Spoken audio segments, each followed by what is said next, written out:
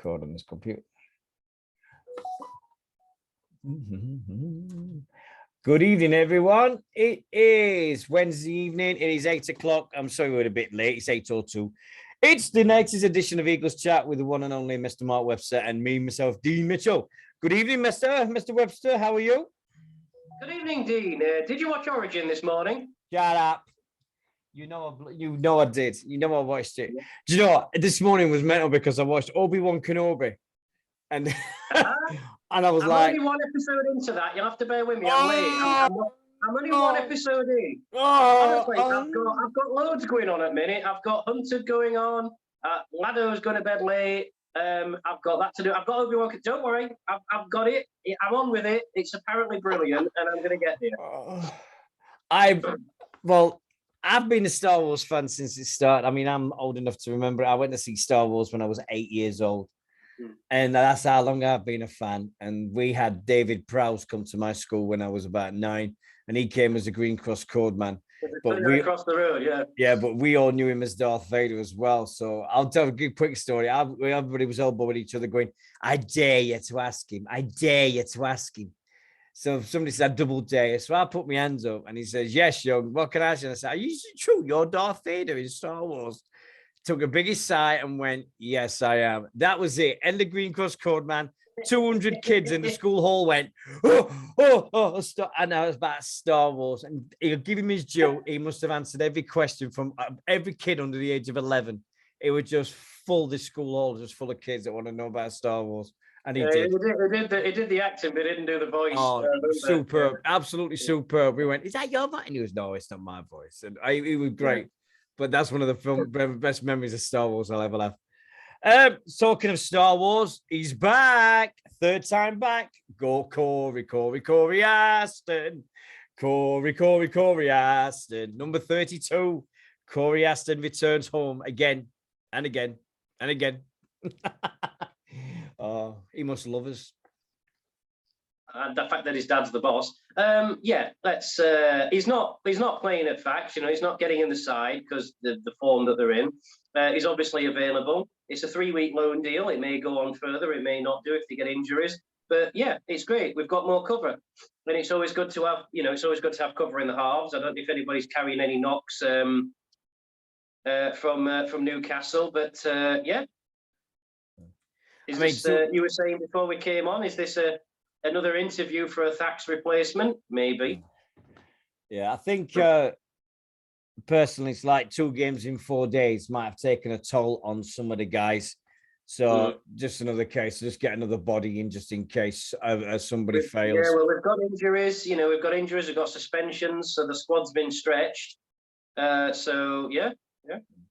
So we're halfway through the 4-match suspension for Super Joel and Matty Wood. So they've out against Bradford, and then following week, which I've dropped. There'll be Bradford, and then we've got Lee, and then after that it's London. Right. So they'll be back for the London game, which would be a big boost because that's one that we should be really, really looking at winning. Yeah. It's definitely an interesting month of June for us anyway. How was it against York? Was the atmosphere still the same? It was pretty good, yeah. The atmosphere was great. There was,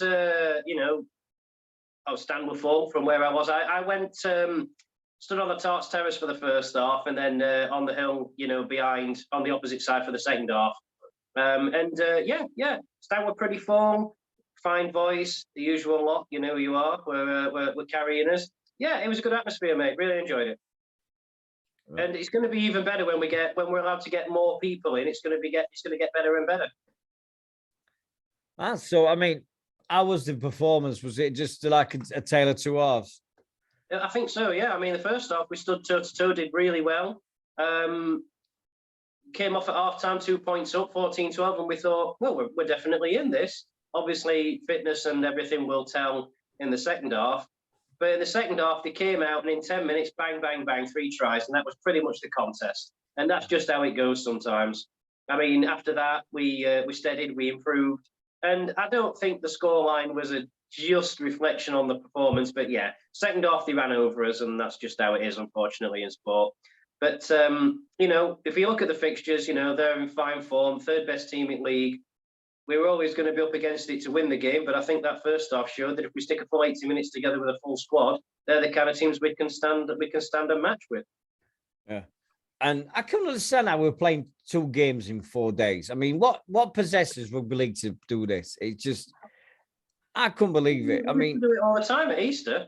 So yeah, but with no disrespect to everybody that did it before, it's the game's faster. It's played a lot harder now. It's a lot quicker than it used to be and things like that. So the body needs time to recover and things like that. And I just think 72 hours just isn't enough time.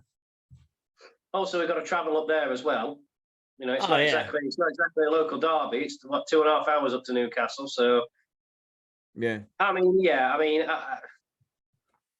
The thing is, we got like a 4-day weekend, and the RFL probably thought, yep, we can get games in there, we can get games played. So, but obviously the Challenge Cup is earlier in the year, and I think the season for us is finishing slightly earlier with the World Cup coming up, isn't it? Yeah, so we're halfway through. We're halfway through season now, and we've played. Whether that's an anomaly because we've got a World Cup, and obviously we had that extra jubilee, if you're bothered about such things, bank holiday. So they probably thought we'll get 2 games in. I don't think it'll be every year, but I understand why they wanted to get games in. But I think the fixtures could have been kinder. Let's say that. Yeah, could have been. I mean, we could have been worse. I mean, it could have been a lack of London Broncos because I've just seen the London Broncos matches that they played over the weekend.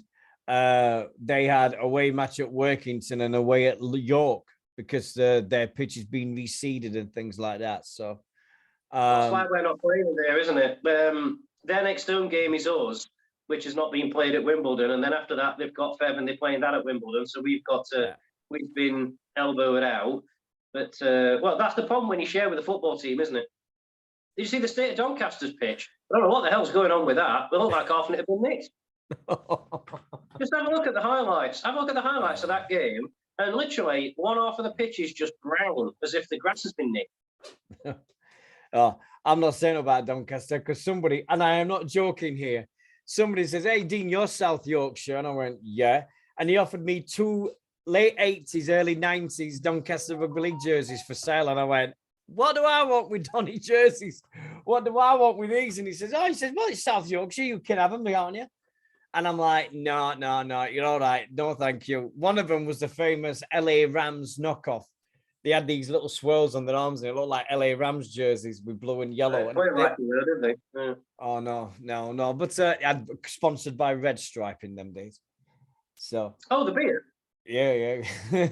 That's why everybody. I don't know about that era. Yeah, well, when they played at Tattersfield, they had a bar behind it, which was literally it was like a 2-minute walk. As soon as the match finished, you walked behind the main stand, and the bar was there across the bridge. So you always went in, and you had a great. I must admit, when we played our games at Doncaster and in 88, 89, we loved to go to Tattersfield because we was absolutely steaming by the time we went home every single time. It was grateful. Always great bar. Always remember that one. It's I think Bruce Maguire had some great memories. His last game for the Eagles before he came back in the 90s was there. And boy, was he knocking them back that day. It was fantastic that day. I remember that very, very much. But anyway, up to present day. So I see QLT's been on the old video track with hanging behind. Did you see it? Great merchant, isn't he? Great merchant. That was, of course, after the win at Newcastle, which was very well earned, considering the 3-day turnaround, the injuries and everything. What a superb result that was to go up there and get a win. I had my fears after the York game, and I understand Guz has picked up another knock as well. He's not having the best luck this year, is he, Guz? But to back it up after a tough home game against a big York side, to go up there and win, that is a tremendous result. And every credit to the boys for picking that up. Absolutely. Full-time team. We go over there and turn them over. Mr. Thax does his usual magical things. 2 points. Job done. That's it now. Newcastle's finished for the season. We don't have to worry about them anymore. I think, we can only do what gets put in front of us. Next up, Bradford. But over the two games, I think more and more showed ourselves quite willingly. I think we could do the playoffs, whether we're going to be fortunate enough to do it. But I think that the way that we're playing and the way that everybody else is, I think we might sneak it. We might just sneak the playoffs because the amount of home games we've got left in the that's going to play in. We've played 14 games, 4 at home, 10 away. So that leaves four away games and 10 at home, doesn't it? Well, yeah. Well, no, if there's 14 teams in the league, you'll play 13 games. 13. Yeah, 26. Yeah, 26 you'll play. Yeah. So what are we now? 7 and 6 on the wins. Go, give me a sec. You tell me. With 13, it's 7 and 6, I think. Give me a sec. Yeah. We've played 13, won 7, lost 6. Yep, and we're 47 points up on the difference. It's all right. Yeah. We've still got that game against Batley, haven't we?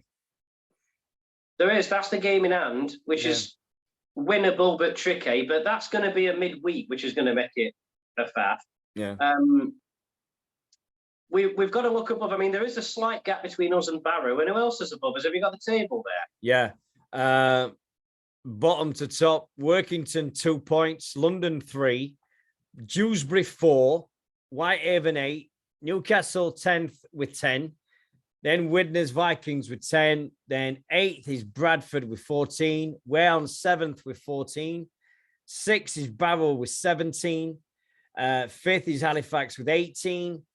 4th is Batley with 19. 3rd is York City Knights with 22. 2nd, Leigh with 26. And then Featherstone with 27 at top. Okay. So Barrow were definitely catchable. Don't know about facts. They'd need a downturn in form, and you don't know if it's going to come at the minute. Yeah. What I've got to bear in mind, though, is that we have got a lot of these teams at home. Bradford at home, Barrow at home, Batley at home, Fev at home, if you really want to count that, Fax at home. These are games that will turn the tide if we win them. So it's definitely reachable. You know, the top 6. To be where we are, frankly, having just literally found a home at last, you know, we're in a good position. You know, we could have been a long way behind if it had gone badly, but we're in a good spot. So let's push on. Just showing about the league table there. I think Whitehaven's just about called themselves away from trouble, haven't they? So it's now 2 from 3 to go down, I think. I think Whitehaven need a few more wins to pull itself out, because anything can happen with that with this 12 games to go. Anything can happen in that bottom 4. I can't see Workington getting 4 more wins, and I can't, in all honesty, see London getting 4 more wins than Whitehaven. So I think Whitehaven will pick up results against those teams, and that'll make them safe. I honestly think it's 2 from 3 to go, and I think Workington will be one of them. And you know what? The other one, I was saying it would definitely be London, but I'm not so sure now. If it's June, we look atrocious. Yeah, they've just sacked their coach, haven't they? They've just Lee Greenwood. He's gone. So who's going to take over at Dewsbury, though? I mean, let's be right. Could be anyone. It would have been John Keir, I suppose, but he's gone to no, and I will talk about him in a bit. I think the state of the table, to see where we are with the same amount of points as we got in the whole of last year, is an improvement. Yeah, well, of course it's an improvement. It's a massive improvement because last year, the second half of last year was an absolute train wreck. But it's just showed you the progress that we've made, doesn't it? Absolutely outstanding. Yeah. So, I mean, we look at this year's, and somebody came up with a great question yesterday. If you could take anybody from last year's team and put him in this year's, who would you put in? Oh, and I was just like, oh, really? Oh, who would put in? Because if you think Ryan Miller, but we got James, would you drop Jason Bass and be it BJB? No, not with the form that them two are in, because they're playing out the skins. And you've got Matty Crimes as well at wing, and when he plays, he's always on the score sheet anyway. So, hey, I wouldn't drop I won't drop Thax because he was in last year's anyway. So it's hard. To be honest, I don't really think I would, because every single one of them this year, well, Ollie Davis or Brad Knowles, maybe. It's a bit of an awkward one, this, because I've never been a believer in thinking about what would be now, because it isn't and it won't be. Yeah. Now, I said on the Facebook when somebody said, I just thought that the players we had last season had just run the course with us and they've moved on to different things. That does not mean that they are bad players. No. It means that they've just moved on to something else. Now, you've got to look at Ollie Davis and Brad Knowles and think, yeah, they're probably getting the side at the moment because we're short on second rowers. Well, when I say short, we haven't got any. But to say, would they get into this team over that? Well, we can't really answer that question because they're not in this squad. Regretfully, people like Knowles are not playing at the moment. Brad Knowles isn't playing at the moment, so we can't see how he would be going. I mean, Ollie Davis didn't play badly for us. He was a great lad. And he actually said, I've loved my time here. The truth is he got an offer from another club much nearer to where he lives. So that works for him. Yeah. Ryan took up an option to try and look at, see if it was a better move for him. I'm not sure it's going to turn out that way, but that's Ryan's call. And I hope he gets better for him, because he's an absolute class act. And I hope he don't damage him as a player, so to speak. Would I have Ryan back? Absolutely. He's one of us. We brought him through. Would he get in the side at the moment? Tough to say, because he's in a completely different team playing a different style. So would he get in this side? Not sure. You've got to look at the players in form. Jason, Mate, BJB. They're in form. You wouldn't drop them at the moment. So a lot of hypotheticals going on here, to be honest. So it's same, isn't it? Yeah, obviously there's some of those players you would have in the squad. Definitely, because they're great players. People like Aaron Brown, class act. James Glover, class act. Great players. I just think that their time with us had finished and it was time for them to do, and for us to do something else. That does not mean that these people are bad players or are evil in any way. Far from it. Did you see the photos, the end of the witness game with Aaron and with Aaron and Ollie? That's what it's about. You stay friends with these people. Not many players leave the Eagles on bad terms and with animosity. So there's always, as we know from today, the door's always open for a return for anyone. Yeah. Evening, Tash is in the chat room. She's saying good evening. Yeah. So now that Tash is in, it's great. It's great to have Corey back. Where's he going to fit in the team though? Would you Isaac and Thax are in great form? Yeah. Is he going to get in the side straight away? Ooh. Yeah. I don't see it. Yeah. Can we swap our player sponsorship for 3 weeks? Yeah. We'll sponsor Corey. I'm not out here, but everybody puts in these questions, and I love our page. There's so many people. Michael White. There's so many people in that are passionate about the Eagles now. It's fantastic to see.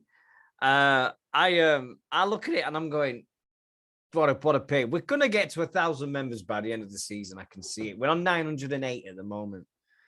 Just got to keep watching out for these Indian sport channels that say we're streaming live Sheffield versus Newcastle. I don't think so somehow. I don't think that anybody in India wants to watch Sheffield Eagles versus Newcastle Thunder somehow. Why don't we get the Eagle Eye camera guy behind the sticks to broadcast that and make some money? Because that is quality content. Oh, I think this year the content and everything on and off the pitch has been out of this world. I think if somebody had said to you 12 months ago, right, we're 12 months in now, and we'd have said last year, right, the stadium would have been delayed. We'd have had the capacity would have been reduced.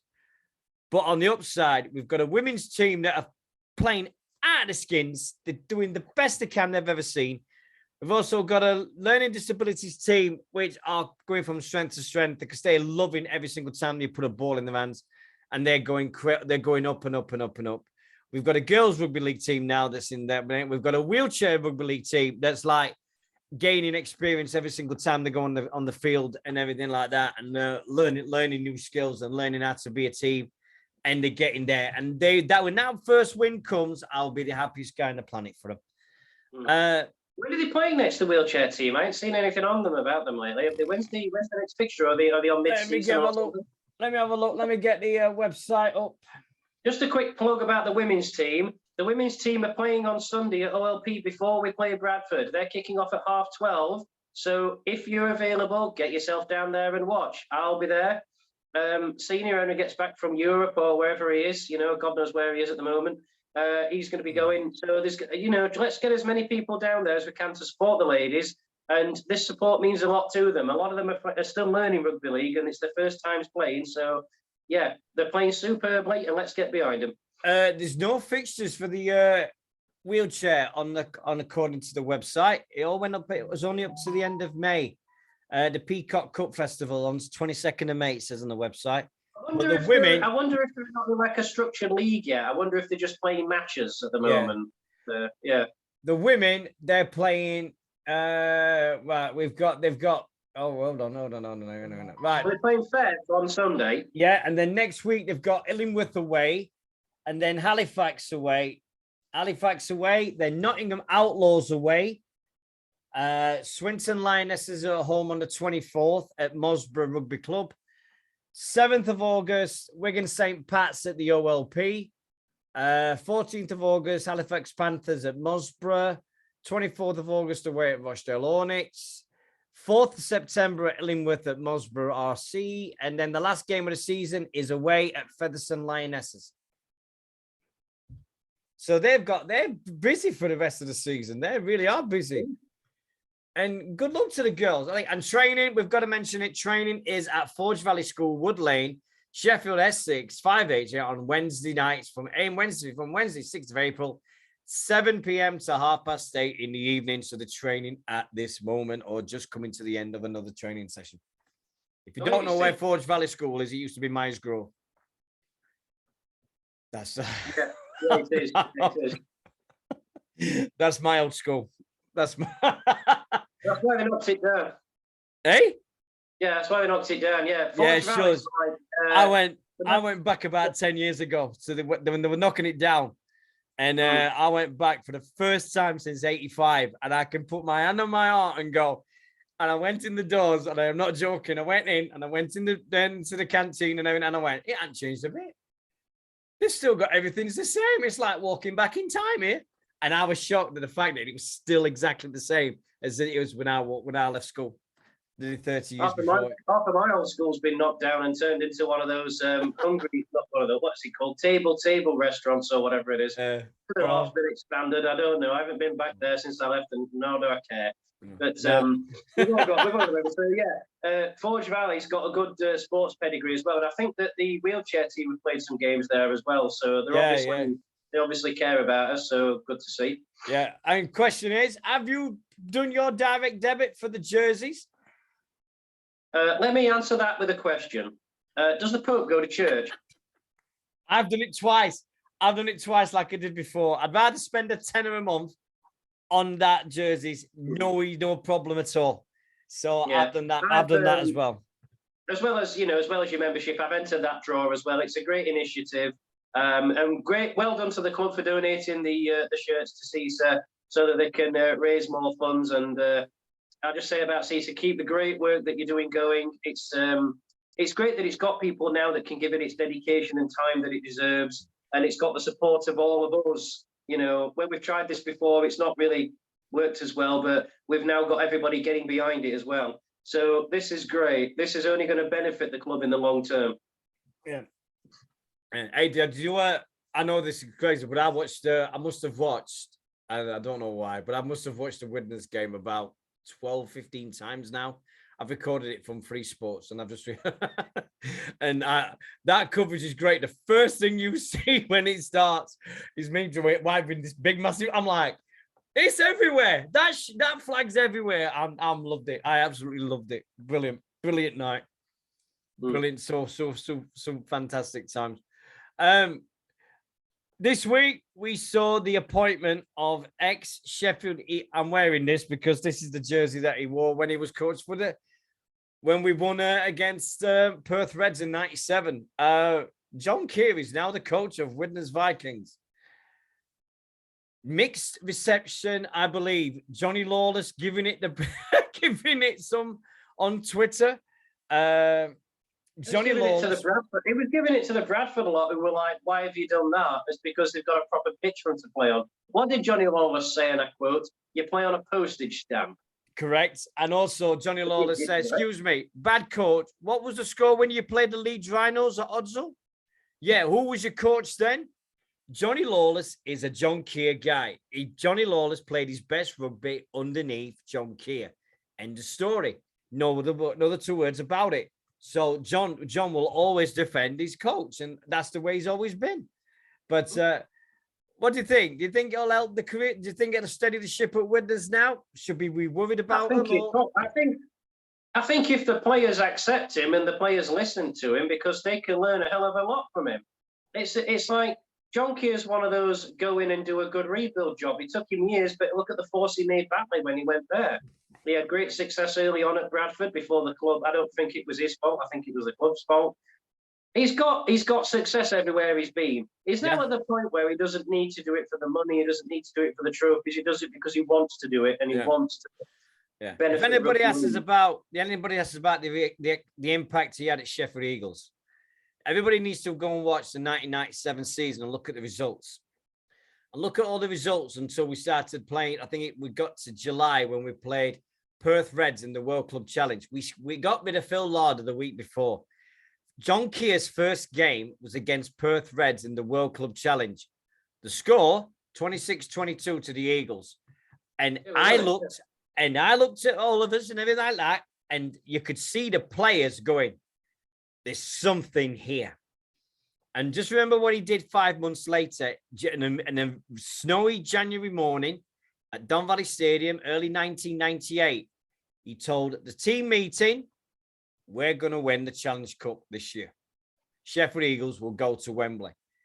And everyone was like, what's he been on? And he says, if you listen to me and we do this right, we will get to Wembley. Excuse me, but what's name is on the Challenge Cup for 1998? John knows how to do it. He'll go to detail.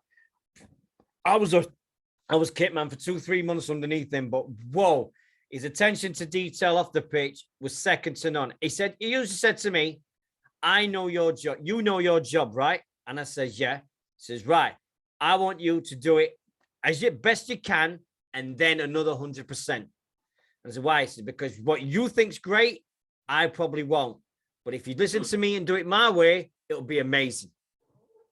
And he sat me down and he said, I want to see you before the start of the season, before the start of the 99 season. He says, I want a meeting. He said, I want a half-hour meeting with you. And I want what I want from you every home match. And I want it every match, away if possible, and home. And it's what I expect. Not what you think, it's what I expect. And I went in with a pad, and it must have filled about 8-9 pages. Every player, every detail to that player, where they sit, what they do. And he says, I want this and this and this and this and this. And I went, right. And the most important thing I remember was 4 different types of sweets.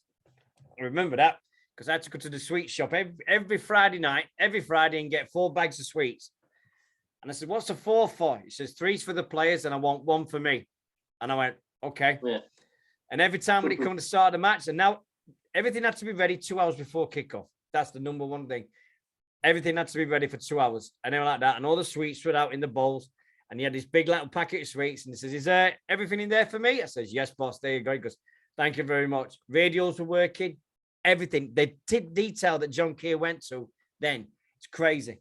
It was unbelievable. It's so, I love working for him. I mean, is he one of my favorite? Yeah, because look what he did for the Eagles. We got the Challenge Cup. But he's also the guy that we did in 99 and everything. But history is a wonderful thing. We look back and we think, we should have done this. And it's not, it's hindsight. So, but I hope he does well at Widnes. He should do. He's got a decent bunch of lads there. So just where's he going to take them? I mean, they've got no money. No.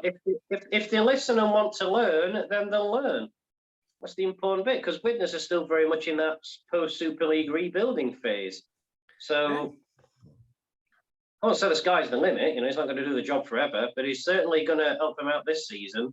I don't think they're in danger of sliding into trouble, but I think they need to sort the ends out. Thankfully, there's 3 atrocious teams at the bottom of the league. Yeah.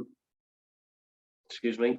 Yeah. But yeah, it's a good appointment for them. Of course, the fans are going to be like, "Look at what he did at Bradford." I don't think that were him. I think that was the rotten club, to be honest. But give him a chance; he'll do a good job. Just not against us for crying out loud. We need to win at Widnes. We need to win at Widnes, Dino. I've never seen us win at Widnes, and we need to win there because it's doing me head in. I don't think I have. I know you'll have seen us win there, surely. No, I haven't. Have we ever won at Widnes? I think we have. We've won at Widnes when I went, but I wasn't there. I wasn't there when we won. I remember Widnes have got the unfortunate title of being the first team to nil the Eagles ever at Don Valley Stadium. I remember that day, like back of my hand. They were the first team to nil the Eagles ever. Broke my heart that day. I was screaming at the pitch, "Drop kick them! Drop kick it! Don't let them nil us!" But they did, and fair play to them, they nilled us. And boy, were there some really long faces coming off Don Valley pitch that day. So when they were good? Is that back when they were good? This is like early 90s, about 93, 94. So they were still 93, 94. Quite good then. Yeah. I think Bill Gardner was our coach, and it was one of the dark days with Bill. And I think it was one of the final matches that Bill Gardner coached us with before Gary took back over the reins. But last week, let's go over the results from last week. Workington 32, London 18 was live on Premier Sports. Remember watching that? So it was an interesting result, but the thing is, it's now made it a lot more interesting down there because if London had won that, Workington would have been pretty much completely cut off. So that's made the picture down there a lot more interesting. And London needs to get their act together, or they are going to go down. They need to sort it out. Barrow 28, Lee 30. Ooh, what happened in that one? Do you know what happened in that one? Barrow scored with 10 minutes left to go in the lead, and Widnes nicked it in the last minute. Literally nicked it right at the end. Barrow very nearly got him. Yeah. Newcastle 10, Featherstone 46. Standard. We had Widnes 6. Hold on a minute. This is a deja vu result. Widnes 6, Bradford Bulls 31. Gee, where have I seen that result before? Oh, yeah. Sheffield Eagles 31, Widnes 6. 8th of October, 1989, Bramall Lane. I remember that one. That game shows just how bad Widnes are if Bradford are scoring that kind of points against them. Yeah. Sheffield 14, York City Knights 34. After Eagles was winning. And Whitehaven 6, Batley 46. Again, standard. Batley seems to have really got it good going well this year. And then on Sunday, we had Barrow 44, Widnes 4. See my previous comment about Widnes for that one? Batley Bulldogs 46, Workington 0, sorry. Dewsbury 18, Whitehaven 26. That's a hammer blow for Dewsbury, that. They had to win that. That's the one that cost Lee his job, Lee Greenwood. Yeah, and it just gets me more and more annoyed that they beat us when they did, because we were so much better than them. It was untrue. It's just one of those horrible days. It was just a horrible day, wasn't it? It was just everything about it just stank, but it happens. But that is a hammer blow to Dewsbury. Not that I'm complaining, of course. Lee 36, Halifax 0. Surprised that they got nil. Facts, the form they've been in. Yeah. But I didn't see that. I hadn't seen the highlights of that, so I can't say. But I mean, obviously, you would expect Lee to win, but to nil him was quite surprising. Yeah, I saw the highlights of this. Newcastle Thunder 18, Sheffield Eagles 31.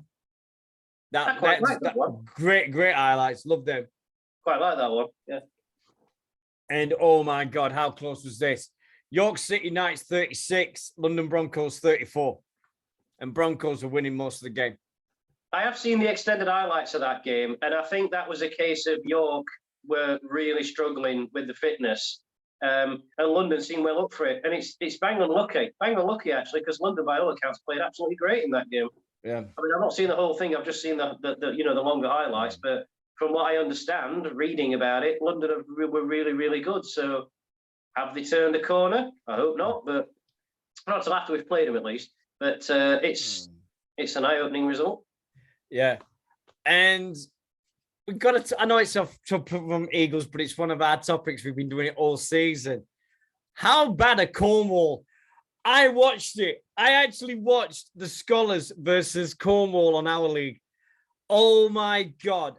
Scholars had 3 guys in the bin at separate times on that pitch, and they still beat them.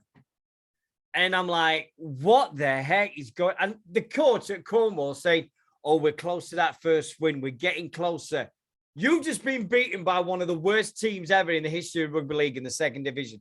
And you saying that your team's getting close to that first win.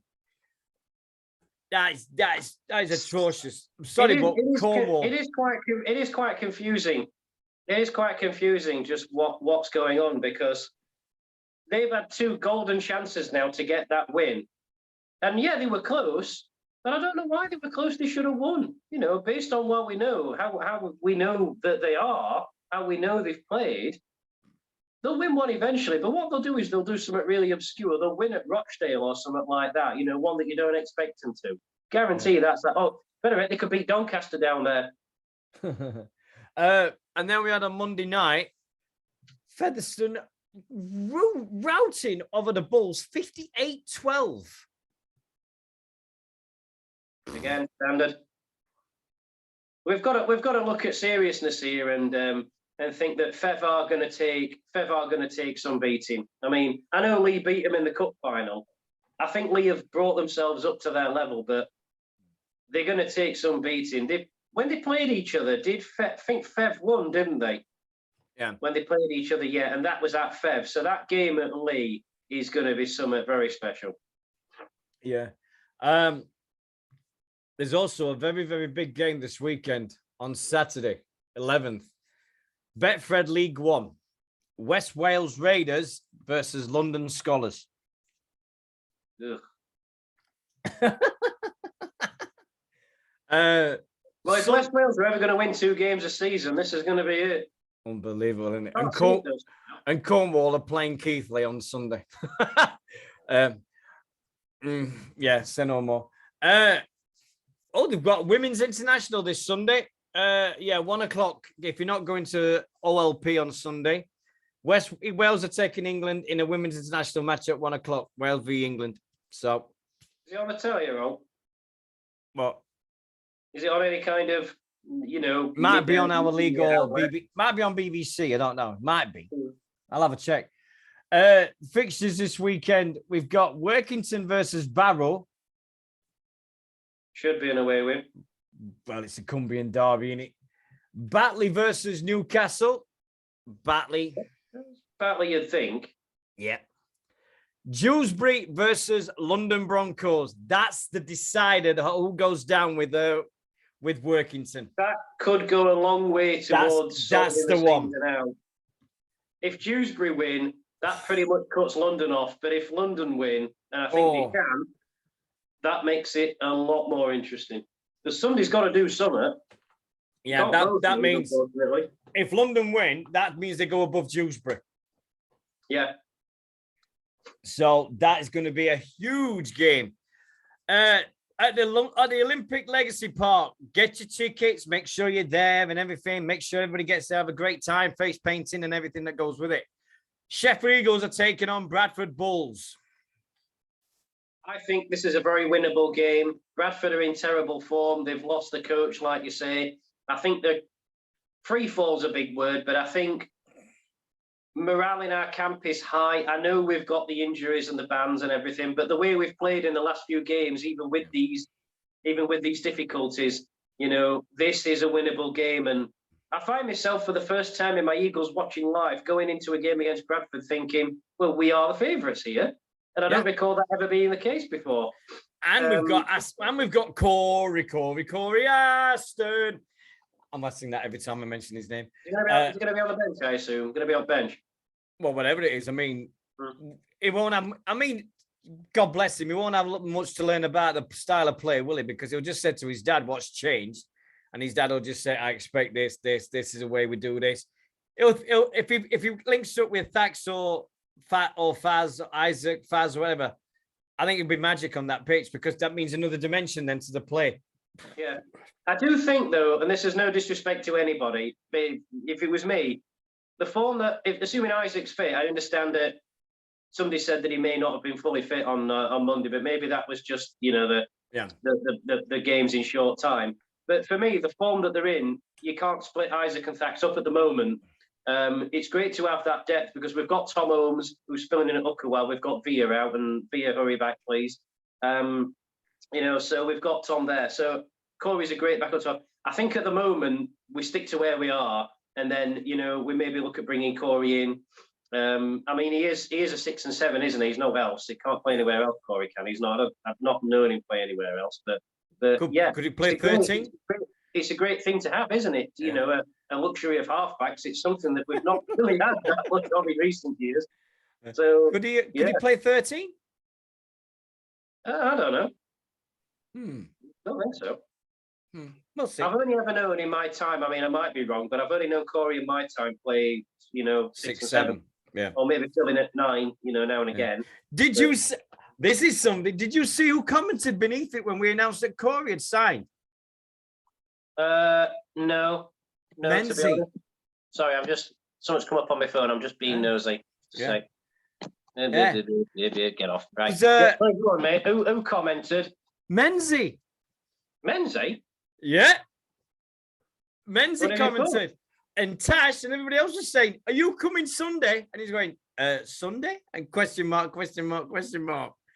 So Menzie commented on the fact that Corey's come back to Eagles. That's good. That's awesome. I was like, there he is. Superb. And also on the weekend, we've got Whitehaven versus Halifax. Yeah. And Widnes versus York. You would be hard pressed to go against York there. It could. I know it's John Key. No, John Key is not starting the job while July, is he? No, he's not. No, that's a very good point. No, he's not. Is he doing a Steve Bruce and going to West Indies to watch cricket or something? The thing about signing Corey from Halifax, we need to just make sure that we've checked in the contracts whether he's allowed to play against his own team, Halifax, because we know Halifax struggle with that kind of thing, don't we? Signing players out or signing players and then deciding if you can play against your own team or not. Those with a long memory might know what I'm on about. Yeah. Yeah, and there's no match next week because it's England versus the Combined Nations All-Stars with them awesome kits they're wearing. So I think they'll be great. That's next Saturday at 6:15. Headingley, is it? I think it is, yeah. Well, if it's something to do with the RFL, it'll either be Headingley or Leigh. They've got an obsession with both those grounds. Yeah. And then Monday, Monday the 13th of June, we've got it's the battle of the heavyweights. This is the winner takes all. It's Lease Insurance versus Featherstone. Yeah. It's on the telly, isn't it? Yeah. So it'll be on Free Sports the next night. So if you miss out on Premier Sports, Free Sports always show it the next night anyway. So I can't, but I can afford most of the things I've got on my Sky and BT Sport, but I can't afford Premier Sports as well. So I was just glad the Eagles were only on it. If Eagles had been on regular this year, I might have got it if we were playing away and stuff like that. But the fact that we're only on it once, I just went out, and then I've still got it on my Skybox anyway. So it was great fun. And I've got to say, their coverage ain't that. We found 2 channels this year, Channel 4 and Premier Sports. The rugby league coverage has been fantastic on the TV this year, considering they've never done it before. And watching Channel 4's coverage is just outstanding. More TV channels interested in rugby league, more being shown on the telly. I'm all about that, mate. I'm all for that. Oh yeah, definitely. And Well, subjects. Let's have a look at the subjects. Yeah, we've done the OLP in general. The experience is still going well. Yeah, We've got a it's souvenir. fine. I mean, We had a new souvenir shop, didn't we? yeah, we've got the if you as you go towards the turnstile, well, it's not turnstile, it's like an entrance, but as you go towards that, on the left, we've got his own little unit now, and that's where we're selling the stuff from. I understand the club are not selling shirts and whatnot from the office now because I popped in recently and they said they were doing it. They're only doing it at OLP on match days now. So get yourselves down there for your merch. There's I don't think there's much in the way of hoodies and whatnot left, but by all accounts, plenty of shirts and other, badges and other associated tat. Get it all in, all goes to the club. There is no replica jerseys on the websites. There's no replica jerseys on your Elite Sports anymore. The hoodies are back up at 45 quid now. So if anybody's wanting them, but there's no replica kit this year now back on the Elite Pro Sports website. It's all, I think the Eagles have got it all. Yeah, I presume that's why we've got it all to sell at the ground rather than do it by mail order from Donny, which, yeah. But that's fine. We can then that gives us access to it easier. Obviously, we couldn't buy it from the club before because we didn't have a ground. We were messing about going places. But now we've got a base. We can do it this way, which is great. Yeah. So get your merch, people. Go on, get all you got. I think there's a few things on there like training tops and t-shirts and things like that, and get everything you wanted to. But yeah, I still get all mine stuff from eBay. I say no Never more. know what you might get over there. It's not. Hey, somebody always sells it. Somebody's always getting that jersey that showed you that that replica that went for like 36 quid. It was like not bad. It was only 40 quid brand new. About 20 odd years ago. I feel to be the person that thinks that's the rep that what gets me is because of all the groups I'm on Facebook with rugby league. I can't wait to see it on there saying match worn Sheffield Eagles jersey, and I'll just go, no, it's not. That's a replica. I'm looking for that. I can't wait for somebody to tag me in an Eagles jersey and go, yeah, that's not that's a thing. That's a replica. So like Rick on Porn Stars of rugby league, aren't you? Brilliant. Hey, excuse me. Hey, I hate to see people that's trying to concert people out of it. It just does me head in so much. And the man who claimed his Eagles shirt that was the mascot's one was match worn at Wembley. It is. It was match worn at Wembley. It wasn't worn by a player. Was it worn during the match at the Sheffield Eagles v Widnes? Yes. Yes. Was the match at Wembley? Yes. Was I on the pitch wearing that shirt? Yes. Match worn at Wembley Stadium. Thank you very much. That is a very thin argument. I've had a few people ask about it though, and then I've said, no, I'm only doing it for the joke. Don't worry about it. But he says, that's a real good joke, that one. I said, that's a real good one. All right, well, it's match worn at Wembley Stadium. Match worn 1995 Cup final jersey at Wembley. Get in there. But I must admit, I'll never part with it. My wife was the funniest because when she come back from holiday, she's looking and she says, right, show me. And then I showed her everything I got. She goes, what you got that? I says, this is what I wore at Wembley. She went, right, under no circumstances does that ever leave this house. I went, oh, no. I says, none of my Eagles jerseys will ever leave my house anyway. She says, also we've got to talk, last thing we'll talk about is the Heritage Project. We saw today that what the club means to them. We had some great answers from people and things like that. What they said the club means to them. Let me get it up here quick. But yeah. I think Richard's been on to me and you about some. Yeah, we can't say that. Just don't. We can't say anything about that. Okay, right. We can't. That's top secret at the moment. Yes, yes. All we can say is that we are involved with the project in some capacity at this moment in time. We're going to help as best we can, with things that they ask us for. As I assume the invitation will be to anybody who wants to help. I'm sure Richard will appreciate it. Absolutely, yeah. Oh dear. Yeah, don't forget, guys, sign up for the jerseys. Sign up, £4 a month. Sign up for the jerseys. Yeah, so get it all done with and sorted out straight away. We should be okay with that.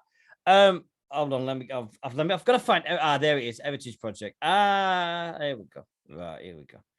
This Heritage Project, what the club means to fans. Hold on, I've got to take my glasses off here because I'm long-sighted and I can't read it. Right. This is what some of the people say about the club. As part of the development of the Heritage Project, the Eagles have put an online questionnaire to ask a series of questions. We had 127 responses from existing and former fans, existing and former players, sponsors of the club, and those with no direct connection to the game. This helps develop the project and shows Heritage Fund the support for the project. One of the questions was, what does the club mean to people? These are some of the answers. It says, a club that battles against the odds and survives, the underdog spirit. That's, yep. Would you agree? Yeah.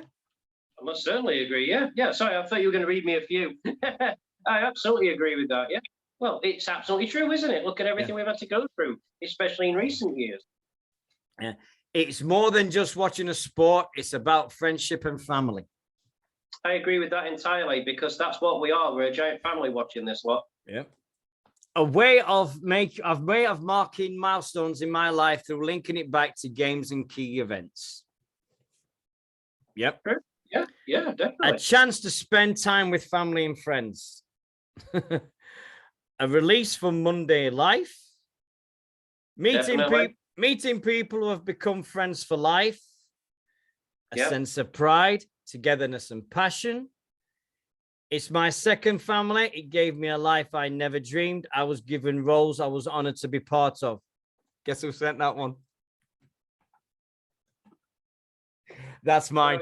I think that's mine. I think that's mine. What I put in. I'm trying to remember it, but I know I sent one in, but I think that might be mine. I might be wrong, but I think that might be mine. Yeah. A sense of belonging. No matter who you are part of the club.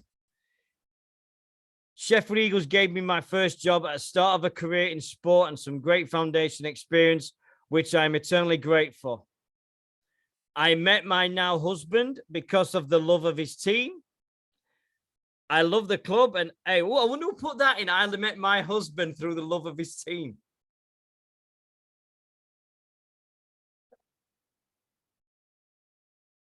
I can think of a couple. But we're not naming names. No. I've got a good idea, though. I love the club, and they have a love for the city. Sheffield Eagles is something that's given me strength when I thought I had none, excitement and devastation. Sheffield Eagles have been part of 3 generations of my family. I feel part of the Eagles family, proud to be associated with a club which exemplifies the community focus of rugby league. And last but by no means least, one word, everything. That's just some of the things what people have been saying, what the Eagles means to them. Come on, we'll do ours. It's wonderful to hear. What's Eagles mean to you? The Eagles to me have been an incredible source of belief in recent years for all the difficulties. I mean, the passion I've had for the club has never wavered over these years, even in the times when I couldn't go and watch. You know, when first started, obviously when Harry was born, I didn't get much 2016 or 17. I got when I could, but I didn't go.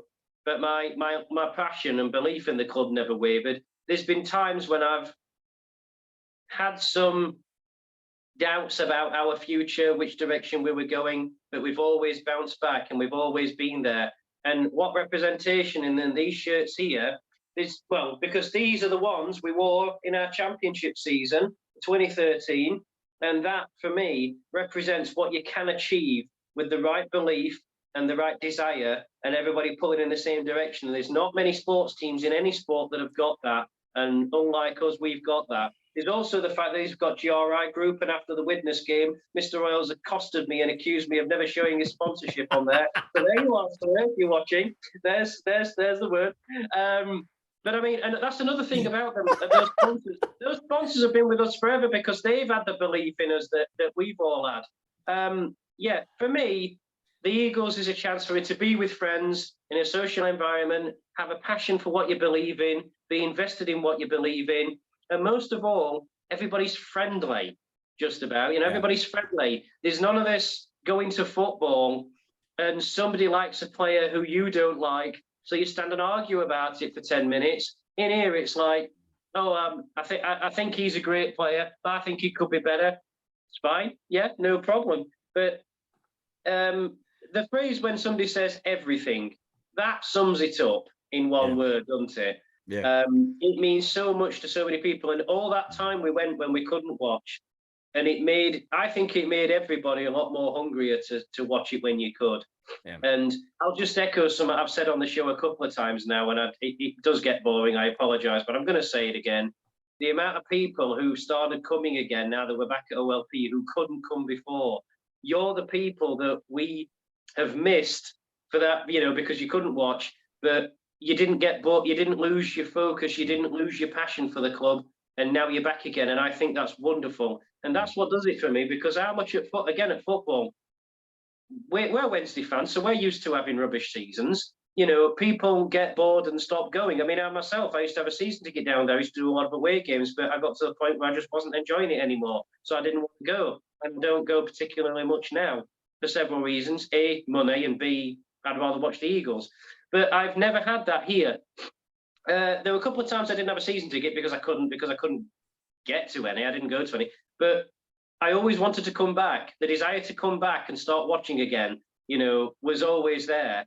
And that's what it is for me. And the closeness of the club to the fans, everybody's approachable. Everybody's nice to you. There's no attitude anywhere amongst the players, the staff, the fans, anyway. There's no attitudes. It's all great. And I absolutely love that. It's what separates and makes our sport so special from other sports, not just played in this city, but anywhere. You go to a Wednesday player in a supermarket and say hello, bleh, you know what I mean? They'll just ignore you, they'll just be arrogant. I've been sat in the pub with Eagles players and we've talked about absolute rubbish for hours on end. Try doing that in any other sport, in a mainstream sport. That's what I like about this club, the fact that everybody's friends with each other. Yeah, absolutely. Absolutely. I think everybody knows what it means to me. That's all I'm saying. That my story's been written a million times. You're not going to tear up again, are you? No. Yeah. No, it's just from early days in '84, being asked to been just going on to seeing someone saying, "Excuse me, do you need any ball boys?" That's how it started. That's how it all started. And went ball boying 50 pence a game, got given 50p, and just picked up, sworn out by Vince Farrer in my first game as a ball boy. That was going to be one of the best highlights of my life. Understanding them, just watching them grow every season, seeing all the guys coming in, that all the new Aussie players and everything like that. They were big names, and boy, some of them were massive. And just seeing the Eagles grow every season. I think the most unhappiest I've been was when we got relegated 1990-91. That because the team that we had that year was phenomenal, and then the way that we went down, we beat OKR and we absolutely destroyed them at Don Valley. That's on YouTube. Red and Gold Wizards. There you go. I've seen that one. It's just when you think everything's looking up, there's always been something that comes from that knocks it out of the park and goes, right, yeah, you've been going great, but guess what? Bang. And September 99 will always be hard for me because I had to stand in front of 40 kids and tell them that Sheffield Eagles was merging with somebody else. That's the lowest point. Mark says his lowest bit was telling the girl mums and dads that the academy's over. My lowest was telling a group of school kids who had just had the whole day at Don Valley, doing all the tour and doing the sports and everything with them. And then I got told at 1 o'clock that the Eagles was merging with that team in West Yorkshire. And then I had to tell the kids that you guys are the last ever to do the Erie experience, because as of now, Sheffield Eagles is no more. And that's the lowest I ever got in all the years. And then the rebirth, the nights at Darnell Attercliffe Club, talking about the rebirth. Lancashire Lynx. Hey, have you seen there's a Lancashire Lynx jersey on eBay from the first match of our rebirth? If anybody ever sees one, I'll tell you what shirt I really do want, and Senior's got one, much to my annoyance. I want a Blackpool Panthers jersey from 2005, the first year they were Blackpool. It's black, with the orange at the top here. It's an absolutely magnificent shirt, and I will pay good money to get one. Do you know how much the Lancashire Lynx one's going for on eBay? Is it a match worn from that year? No, it's a replica. Oh, right. Okay, go on. What is it? £100 he wants for it. Hey? He wants £100 for it. It's the jersey that Sheffield Eagles wore in our first game as a rebirth. If it was one of the ones, but if it was one of the ones worn by the player, then I won't pay that for it. Granted, I would want it. But yeah, it's either that or filling your car with petrol, but that's another story. But no, that's unrealistic. I mean, someone who used to come to the Eagles who doesn't now is selling a shirt I want on eBay for £30, and the white one. You are the white one. Yeah. I know he wants £30, but I've messaged him saying I want it, but I'm not paying you that, and he won't budge. He's been on there now for 2 months at that speed, and it keeps going on and on and on and on and on, and nobody buys it off him. Well, I very much want it, but I don't want to pay that. You know? I don't think it's worth that, to be honest. If you're a player's one, yeah. Anyway, you want about low points. I was fortunate enough not to properly have the merger thing because that was in my sort of early time watching the club. There's not been many low points. Losing the 2003 final to Keighley was a low point at the time, but looking back, it actually probably worked out better that we didn't go up that year. I think the lowest point for me was 2016 at the end of that year when the backer pulled, we've been over this story, but the backer pulled out and there was a very real danger that might be it. That was probably my lowest point. And then when Tubby sat in front of us all in January 2017 and said, there will be a club next year, it might not be much, but it will be there. And the relief we all felt then was wonderful. And yeah, the next couple of years were a bit icky. 2017, 18, 19 were a bit icky. I mean, 17, 18 were. 19 was a lot better. But it was a rough couple of years. But we're still here. The belief is still here. And just touching back on the things that you do that you wouldn't do in other sports. You and I know some people have done this. Wednesday went on a pre-season to Portugal. And I reckon about 500 fans went. And the club didn't do anything. They just like, oh, fans have come out to watch us. Yay, thank you at the end of the game, you know, and off they went. When we went out to Canada and France and all them kind of places, we were in the bar with the players after the game. They took to us. They came over to us at the end of the game and shook us hands. They were wonderful to see you there. You try doing that. I've got some friends who are Steelers fans, and I know they go around Europe a bit, Denmark and Sweden and whatnot. And the club are always grateful that people do that. And that's what gives me the closeness to this club, the fact that they relate to you and you relate to them, and they know who you are and you know who they are.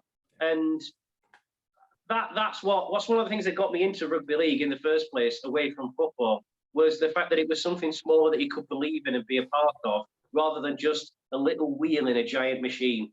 Yeah, I think when you just touched on there, having a bar and everything with the Eagles, one of my favourite memories is 98. We just won the Challenge Cup. Now, would you expect this in football or anything like that? Stacky's Metropole in London. They said, well, we're having a sit-down meal. And we're having a meal, and the lads walked in with the Challenge Cup. And then everybody had the photographs took with the cup that night. And then all of a sudden, Stacky's did the stupidest thing ever. It's a free bar. I think Ralph said, we'll cover the bill. Chief executive cover the bill. And everybody just went cuckoo, and that's all I remember because that was one of the greatest nights ever. Whenever we've won a trophy at the Eagles, obviously the championship, you know, I remember just saying, if we win, would you at all mind if we have the photo took with the trophy? Yeah. And you know, I were expecting just to be in a box hidden away, brought out for the celebration, then put in a box hidden away and whatnot. And I remember now, in the I forget the name of the club that we went in Sheffield after the final that we won, but I always remember Liam Claffey bringing the trophy over to us all and saying, "Here, lads, don't drop it." And the photos, that was my Facebook photo for years, me with the championship trophy. And funny story, in 2013 when we won it, I got married in 2014. And one of the things I wanted for the wedding, I didn't get any of this, but one of the little things I wanted was, I said, can the trophy be at the wedding as a photo op, like? because it'll generate. I just said just half drunk for a laugh. Just said to I think it was Tubby or it might have been Ian Swire. Can I have the trophy at the wedding? And actually, they said, yeah, we'll do it. And I'm like, oh, okay. Anyway, it didn't get ground clearance at all. But and then when we won the 1895 in the new barrack the next day, obviously, I don't know how much the players remember about it. Probably very little. But we were all there, and the trophy were there, and it got passed around everybody, and everybody got the photos took, and that were brilliant. I remember when Wednesday won the playoffs 15 years ago, you could have your photo took with the trophy in the club shop. It were on a plinth, you couldn't touch it, you couldn't pick it up, you stood next to it and it cost you a fiver. What's that about, And that's the thing, our success has been shared with everybody who's appreciated it, fans, sponsors, everywhere. And when we won it, the trophy went round all over the shop, all our sponsors, they all had the photos took in the places of business, great publicity, that's what it means to me. Yeah. The fact that we're all together in this, and no matter how good or bad it is, we're all in this together. Yeah, I can't add anything now because everybody knows the stories. Everybody, I think if somebody said to me in my 20s, "Oh, by the way, Dean, you're gonna be doing something like this, or you're gonna be a kit man for the Sheffield Eagles, you're gonna be a schools coach, you're gonna be part of the club in a big way," I'd have said, "You've got to be out of your tiny minds." Tim, the people that always remember mean the most to me is people like Tim Butcher, the first rugby league development officer for South Yorkshire. The work that Tim did in the early days to get the schools work in Sheffield was phenomenal. I've got to, even though I've got to give credit to Ralph, because Ralph took over from Tim, and then Jason, and then it was me, Jason, Simon Lomas, and Nicola that we did it. We all the development and the EV experience all the way up to the merger. And then you've had the development team afterwards. It's them people that go to the schools that we get the most out of. It's very, very, very, very cool when you're queuing up at McDonald's and somebody comes up to you and goes, "Do you play for the Eagles?" And I go, "Yeah, why?" And they went, "Because you've been to our school, haven't you?" "Yeah, I've been to our school." "Oh, is eating I've had kids stop me in the middle of in Safeway in Hillsborough when it used to be Safeway, the supermarket. I've had kids stop me just to see what I've been putting in my shopping trolley and go, "Oh, look, he eats fish fingers." And I'm like, "Yeah, I like fish finger sandwiches." "Oh, if I eat fish finger sandwiches, does that mean I can play for the Eagles?" "Well, yeah, if you want to." It's stupid things like that. That just memories of lasting memories. But anyway, you can eat what you want. You can eat what you want, mate, but I'm having beans on toast tonight. I've had beans on toast. I've had that. I had that yesterday. I ate too much rubbish in Scarborough at the weekend. I had a lot of chocolate. We had fish and chips from Whackers on Saturday night. That was incredible. But I've eaten too much rubbish, so I'm on a health this week. Scarborough, come on, quick before we finish. I'm going to Scarborough in 2 weeks. 2 weeks today. So Whackers is the fish and chip shop, right? There's Whackers and there's Mother Hubbard's on the high street. I can recommend both. That's up. No problem. That'll do me fine. I'm just going to eat a load of seafood. I like. Last time I was at Scarborough, I had my ear pierced, 1994. So. You going up for any reason or just a break? Hey, sorry. Oh no, just a couple of days. The best of it is we go up on the 22nd of June, miss the rail strike by 1 day, and come back on the 24th. So we're missing the rail strike by a couple of days. Either side of it, we're missing the rail strike. Just a little thing to drop in. Speaking of rails, obviously we don't know if the London game's affected, but I have found out this week that for the London game on the 3rd of July, I believe there is engineering works between Sheffield and London on the East Midlands Railway that day. I haven't looked into it because I've already got my trains from Donny. But if that is true, don't go from Sheffield because you'll get put on a replacement bus and it'll take 100 years. So look at another way of going, via Doncaster or via Birmingham to Euston, whichever way. But I understand there's engineering works going on that stretch. So just make sure before you book your train tickets. But obviously still come because the more the merrier. Oh, well, awesome. And on that note, we'll finish. And we'll see if I can get Jed to pop in. He said he's always going to come up on next week, Monday night or something like that. So we'll see if we can get him on Monday. We're definitely going to get some people on. Towards now and the end of the season, we're going for the first teamers. We're going for the lads that are playing. We're also going for the women. We're going to go for the wheelchairs. We're going to go for them all now, from now to the end of the season. We're going to try and get somebody on every single week from now to the end of the season and have a great laugh with everything. Might even see if we can get Thax back before he leaves. You'll never guess what I'm going to ask Thax about before I finish. Mortgage advice. My mortgage is coming up for renewal. So then my wife went, do you know someone that does mortgages? I went, funny you should say that. I know someone very well that does mortgages. She went, who? I said, Scrum Half at Sheffield Eagles. She went, are you serious? I went, absolutely. Showed him his page on LinkedIn. I went, there you go. She went, yeah, give him a ring. Give him a ring. So He'll have more time on his hands at the end of this year, won't he? yeah. And by the way, next week we'll go back to waiving the sponsorship. So GRI Group get the full sponsorship, because I still can't believe he nabbed us in that pub. Why aren't you wearing my sponsorship on the jerseys, on the shirt? Yeah. Unbelievable. We try and be fair, but this one for you, Mr. Rolls. Thanks to everybody for all the support you've shown us over the last few years. It's been amazing. Thanks to this gentleman. Have a great weekend, mate. And New South Wales will kick their ass in a couple of weeks. Come on. No, they won't. All right, take care, mate. I'll see you soon. The fact is, you're not going to win at Lang Park. You never win at Lang Park. Not going to happen, Carl. All right, mate. All right, I believe you. All right. All right. Take care, mate. See you soon. Take care, everyone. Good night. God bless. Bye-bye. See you soon. Bye-bye.